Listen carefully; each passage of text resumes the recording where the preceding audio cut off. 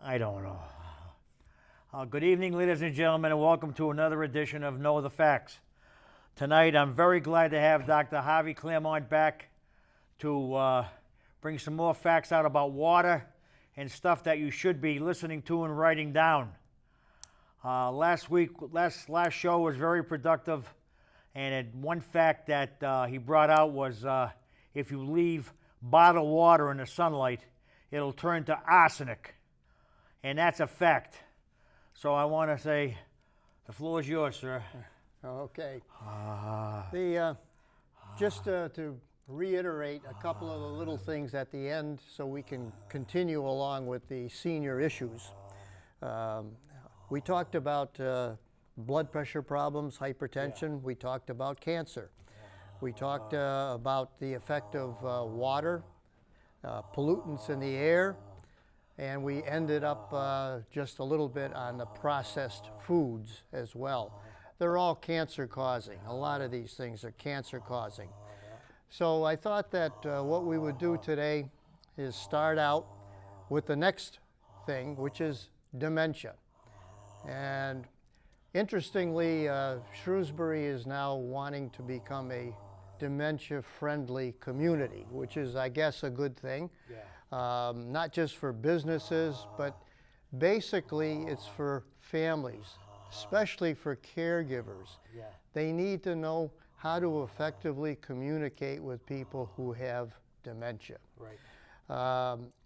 Dementia is it's a tough topic because we don't really know the causes of dementia. All we know is that you get these tangles in the brain, you get these little deposits in the brain. Yeah. For a while, they figured the only way you could diagnose it is at autopsy, basically. And but nowadays, they could do a spinal tap, give you an idea of whether you're approaching, you're on that road to dementia or not. But still, it's a clinical diagnosis and very few known risk factors. Yeah. Loads of stuff on the internet. If you want to believe any of it, it's all baloney anyway. But if you want to look at it, there's loads of stuff on the internet. I'd limit your time, wasting your time listening to the crap that they're giving you on that. Basically, the only risk factor outside of if you have a strong family history of dementia is just your age. Your age. You just don't see a lot of dementia at a young age. Yeah, you do see occasionally some Alzheimer's at a young age, but they're the vast minority.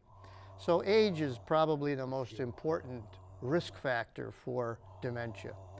So what can you do? What do you do if you recognize that maybe your wife, your husband is beginning to forget a lot more lately, beginning to be different? What do you do under those circumstances? Well, there's some things that you can do that are helpful. They're not going to stop the progress of the dementia, but you can try to do these things. They will delay the onset. Part of it is just being very proactive about your own health. You don't want to have other things weighing on you. That just makes things worse as far as the dementia goes. So you got to be very proactive as far as your health goes. You got to take care of that blood pressure. You got to take care of that cholesterol. You got to take care of the things that are known to be aggressive as far as dementia goes. You also need to, if you have atrial fibrillation, it's interesting. Atrial fibrillation, they treat it with a blood thinner. If you're on a blood thinner, half the people actually delay the progress of dementia with that damn blood thinner. We can't explain why, but it's true. It's true. Let's say that sleep apnea, too. Sleep apnea is a thing, most people don't even recognize it, but sleep apnea is a risk factor for dementia as well. You need to get it treated. You need to have a sleep study. The sleep therapist will prescribe the right things for you so that at least you can get some sleep, your spouse can get some sleep, other people in the house can, and it will delay the onset of, you're drawing flies. Am I? That's my age. I'm rotting away, I guess. Regular exercise helps. I know because I run exercise classes for the seniors. The people who are doing the exercise regularly are physically and mentally better than the people who don't exercise. One question I'd like to ask you, is there any truth to the matter of nutritional benefits with dementia? Yes, yes. As a matter of fact, it's the same healthy food diets that people tell you should eat anyway. You should, remember years ago, yeah, there might have been a little dementia around. We didn't recognize it as dementia, but yeah, it was around. Not to the degree it is now. And I blame really the processing of the foods. Right. What we did is we ate the stuff out of the garden. We ate the stuff that we killed. There was not a lot of processing going on. We ate what we produced, basically. And the people were physically and mentally healthier when we did that. Now they're adding all sorts of stuff, all sorts of chemicals, so that the foods last longer. They look better, they're better color and everything. That's all because of what they're adding, all the additives that they're adding to it, all that processing that goes on, all of the refined sugar that people are adding. You know, one cup of Coca-Cola, one bottle of Coca-Cola, has 9 3/4 spoonfuls of sugar in it. Oh my God! Now you know who's going to put 9? Well, I guess probably there are occasionally somebody who would do that, but 9 teaspoons of sugar in your cup of coffee, for example.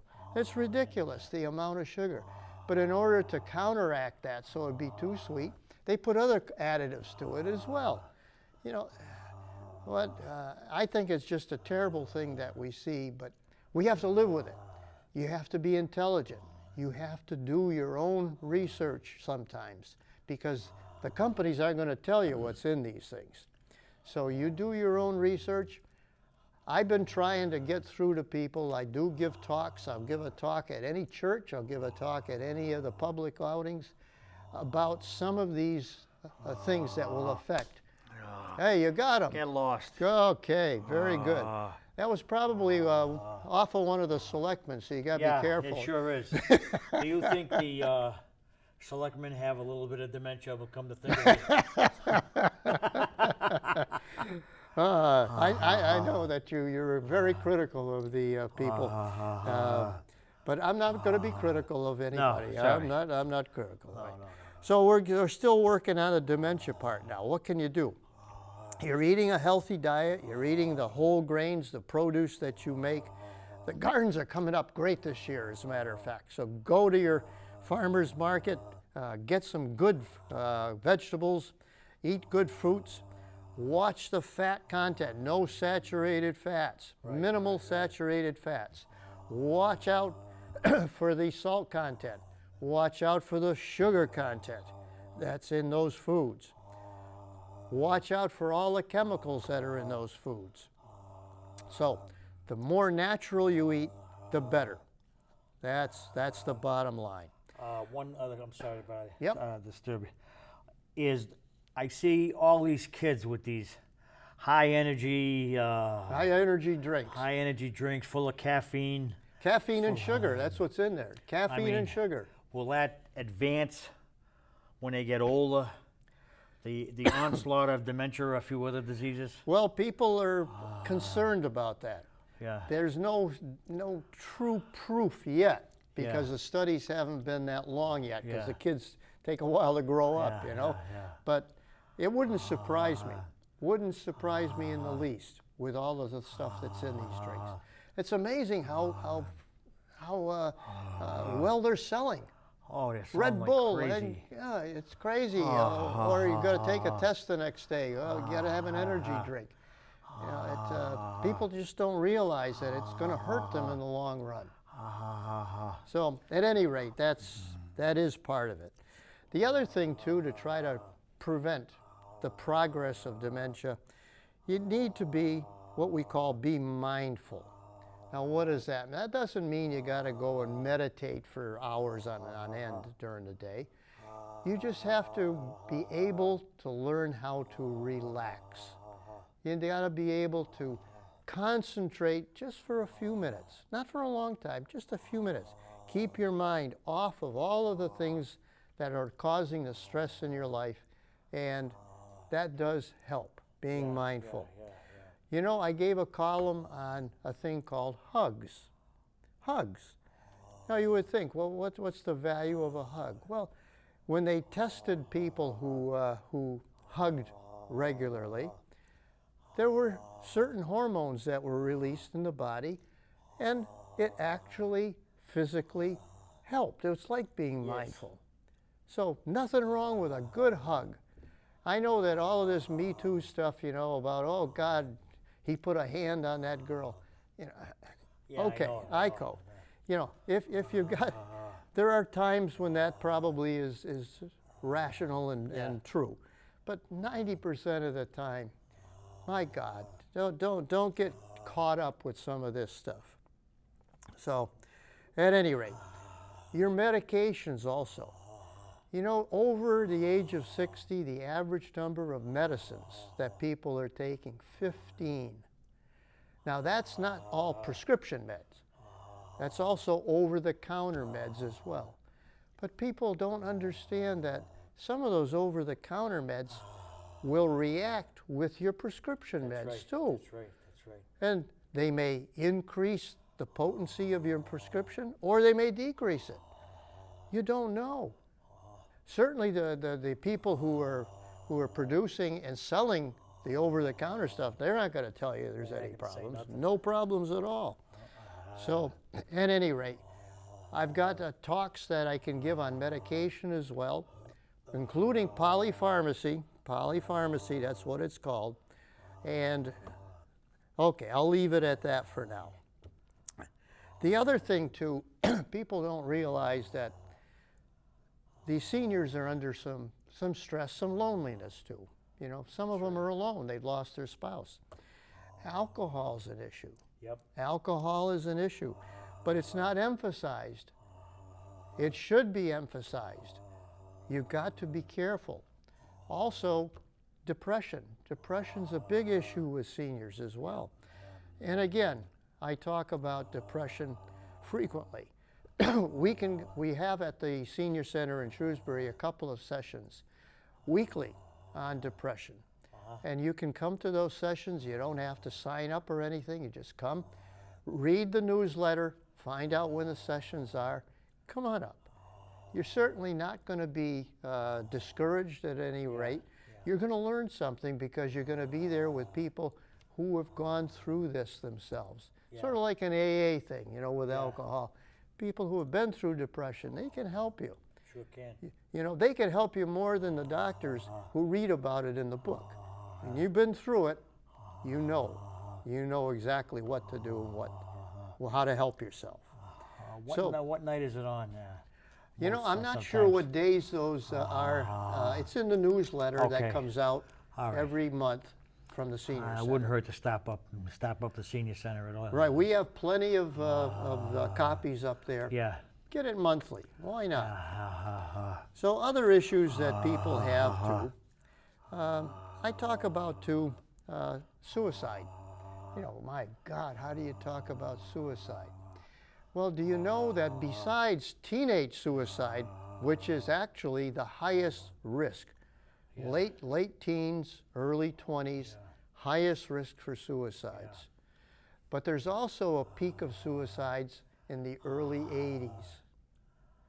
Not as high as the kids, but a peak there too. And that's usually due to depression and loneliness. And so if you're at all thinking about hurting yourself, my God, you need to tell somebody about it. We should all have what we call a caretaker. Somebody, they don't necessarily have to be your healthcare proxy. Right. It's nice to have a healthcare proxy. I have a healthcare proxy already, and I'm in good health. I have too. You know, and that's an important thing, because you don't know what's going to happen. You could have a stroke the next day. That's right. And then all of a sudden you're not capable of making decisions. You need somebody who's going to be your healthcare proxy, but at least somebody who's willing to help you with your health. Yeah. And so you need to have somebody who's going to be able to guide you, especially if you have thoughts of suicide. You need to be guided. Yeah. Now, I run a series of exercise classes. I'm a big, big believer in exercise. I like exercise. Yeah. I've always exercised. Yeah. And I attribute my decent health to that, because I've got a lousy family history. And there was no men lived beyond 50 Wow. in my Wow, immediate wow, family. Wow. Wow. And so I don't know why, because they all smoked, Yeah. of course.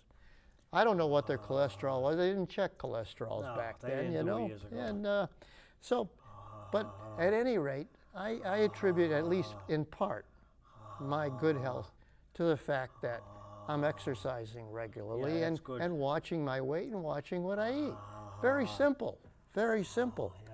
But not if you're addicted to something or you have a problem. Yeah. Not so easy then. No. Not easy at all. But I teach in my exercise classes 3 things. Balance, because falls resulting in an injury, you may never get back home again. That's right. You may wind up at a rehab facility and then they put you in a nursing home. So balance exercises are very important. So I emphasize balance exercises. I also emphasize the value of stretching. You don't want to get into a position where you're limited in an arm or in a leg because of some problem with the muscles or tendons. Stretch, very important stretching exercises. We also do some strengthening exercises, and I use the rubber bands and light weights. You're not going to build up when you're 80 years old. No. You know, who cares?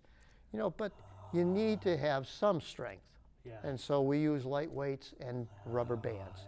So those 3 things, balance, stretching, and strengthening. Those are the 3 things that we do.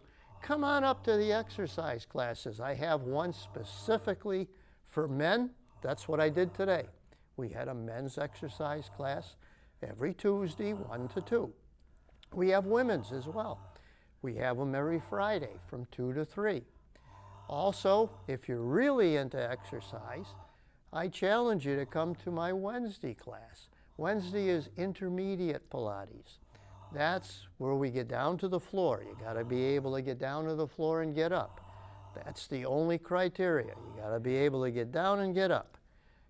We can teach you all of the things you need to do. We do yoga, we do Pilates in that particular class. That's on a Wednesday from 1 to 2. So those are the exercise things that we do. The other issue about driving, that's a big issue with seniors. If you can't drive anymore, you're very, very limited. Now, I know we have a transportation, not really a department, but we offer transportation at a very reduced rate at the senior center. Yeah. But that's limited. If you want to go shopping or if you want to go to your doctor's appointment or something, you can use the bus there. And you've seen that Council on Aging bus. Incidentally, we just got a new bus. Oh, yeah? Just got a new one. We needed it badly, and that was, half of it was paid for by state and federal funds. Good. And half of it, and I want to give them credit, the other half, Chief Joseph Nakarian, he contributed a huge amount to that. Good. And I very grateful Good for him. that. Good for Very him. grateful. He's a big humanitarian in town. Yeah. So, at any rate, getting back to the driving, there are driving tests that are done. And we have little tests. In fact, we ran one of these tests over at the senior center a couple of years ago. I'd like to get that back again so that we have it on a regular basis. Didn't cost anything, and it taught people the value of all of the little things in the cars now that improve safety. Yeah. But they don't teach the people all these things. They put the safety things in, but they don't teach the people how to do it. And so that's what this particular course did. course, you can pay for a course. You can go to AAA. They have a Yeah, course yeah, for yeah, safety yeah, in yeah. driving. But I mentioned driving because it's a terrible thing to have your doctor tell you, listen, you probably shouldn't drive anymore. That's certainly right there. That's a huge issue. So, at any rate, driving. I also have a talk that I give on grandparents parenting. You know, amazing the number of grandparents that are taking care of their grandkids. A lot of them just take care of them maybe for a night or a day while people are working, or at night, for example, or maybe a weekend and all. But there are some who take their child and the grandkids in with them. And it's a totally different ball game than when you brought up your kids. That's right. There are a lot of different things now, a lot of different things you have to think about. And so grandparents parenting, I give a talk on that, and I'd be happy to do that at your facility as well, or at a church, like I said. Little things that you need to know. I bet that a lot of people who have their grandkids over don't have permission in case an accident happened to that child. Yeah. They don't have permission to even take that kid in and get something done to that child medically. Yeah. You make sure you have your power to do that. Yeah. Make sure before you take that child in. May seem like a little thing, but if an accident happens, then you're on the One eight question ball. I want to ask. Sure. Does strokes and heart attacks have anything to do with some of the topics you brought up as far as mindful thinking and good fruit, good nutrition, good foods, watch your Well, blood pressure and stuff? Right. No question that, for example, a stroke. One form of dementia is vascular dementia, which involves mini strokes. And they get these little particles that go up to the brain, kill off just little pieces of the brain from time to time, Yep. and it causes a dementia if it begins to hit that central portion of the brain, the hippocampus. If it hits that, then you're going to start getting symptoms of dementia. Yeah, yeah. Once you start getting symptoms, it's only about 4 years of life expectancy after that. I know, for example, because I had a sister who had vascular dementia. Wow. Never took care of her blood pressure, never took care of herself. And then finally, when she started having signs of dementia, it was obvious then that we needed to do something, but she already was on that path. Yeah, yeah. 4 years almost to the day, Tough. she passed away. Wow. And she was younger than me, you know, so these things happen. Heart attacks, arteriosclerosis. Heart attacks are still #1 cause of death. #1 cause. You've got to watch what you eat. Yeah. You've got to be careful with your blood pressure. Check it regularly. I have a blood pressure clinic every Wednesday. We check blood pressures. Don't always go by that blood pressure that you got at the drugstore, No. because those get out of date very fast. They're not calibrated regularly. Yeah. They run high, which may scare you, and that's probably a good thing. Then you get it done the right way. And then if you need to be treated, take the medication. Don't be afraid to use the medicine. Just like people who use too many medicines, there are people who won't take any medicines. Yeah, I know. and they're just as bad off sometimes, Yeah, you know? yeah. So, at any rate. The other issue too, and that was the very first issue I talked about when I first came into the senior center at Shrewsbury. That was back in 2000 when they put the new one up. And I talked about what is normal for aging, what is abnormal.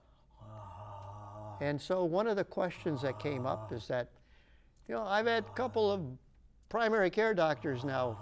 My doctors keep leaving all the time, and I understand that. I've had 3 in 2 years. They leave all the time now. What do you do? What do you look for in a primary care doctor? Well, For a senior, you want somebody who has some knowledge Yeah. of geriatrics. Totally different. It's like having a pediatrician when they were young. You're a different entity as a senior. There are issues with your medicines, issues with your health. You want somebody with experience in geriatrics, number one. Number two, you want it to be fairly convenient. You don't want to be running into Boston all the time just for a primary care doctor. There are primary care doctors here. You want somebody who's local. Number three, you want a doctor. You don't want to be taken care of by, say, a physician's assistant or a nurse practitioner.